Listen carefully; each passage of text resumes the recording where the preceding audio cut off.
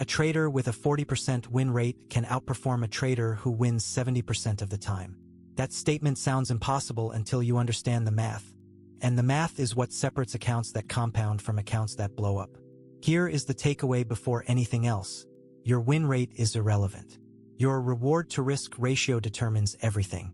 Research on retail trading accounts shows that traders who risk more than 2% per trade blow up their accounts within 12 months at a rate of over 80%. Dropping to 1% risk reduces that number dramatically. Now let me show you where this shows up on today's live chart before we break down the framework. Look at today's live chart. I am going to show you exactly where stop-loss placement fits on a real trade before I explain the math. Here is the problem costing most traders who want to stop blowing up accounts money. Most traders are obsessed with their win rate. They want to be right. They will hold a losing trade for weeks hoping it comes back, because admitting the loss feels like admitting failure. That mindset is the single biggest destroyer of trading accounts.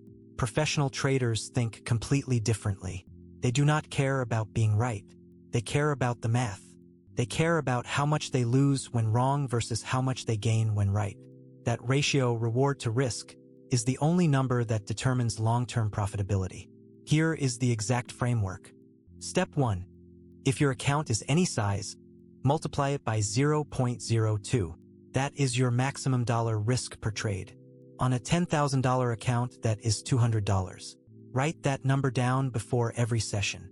Step 2. If your entry is at 50 and your stop is at 47, your risk per share is $3. Divide 200 by 3 and you get 66 shares. That is your entire position, no more.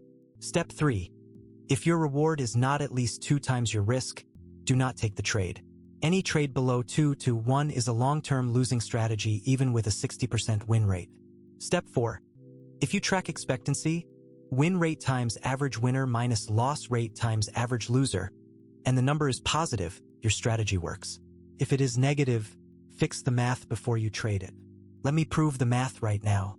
Trader A wins 70% of trades but uses no targets, averages 1 to 1 reward to risk. Over 10 trades at $100 risk each. 7 wins at 100 equals $700. 3 losses at 100 equals $300. Net profit, $400. Trader B wins only 40% of trades but uses strict 3 to 1 reward to risk. Over 10 trades at $100 risk each. 4 wins at 300 equals $1,200. 6 losses at 100 equals $600. Net profit, $600. Trader B is right less often but makes 50% more money. That is why professionals do not care about win rate. They care about the math. After the 4 steps, I am going to apply this framework to today's top mover. You will see exactly how to size a position on a live name. Here is what the tape looks like right now. GLD is up 2.3% today. With this much movement today, this name requires careful position sizing. Use the 1% rule. Calculate your stop first, then work backward to your share count. I am using today's live chart to show you exactly where these levels appear. Here is a real application. A trader enters SPY with a stop at $5 risk and a target at $15, 3 to 1 ratio. Over a month, they take 20 trades and win only 8 of them, a 40% win rate. 8 wins times $15 equals $120. 12 losses times $5 equals $60. Net, positive $60 per share. The trader was wrong more than they were right and still made money. That is what a professional risk management system looks like in practice. Here is your complete checklist before you take any trade using this setup. Stop loss is defined before entry. Risk per trade is 1 to 2% of account. Reward to risk ratio is at least 2 to 1.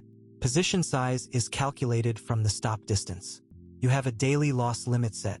Screenshot that. We review real trades with exact risk parameters every day in our Discord.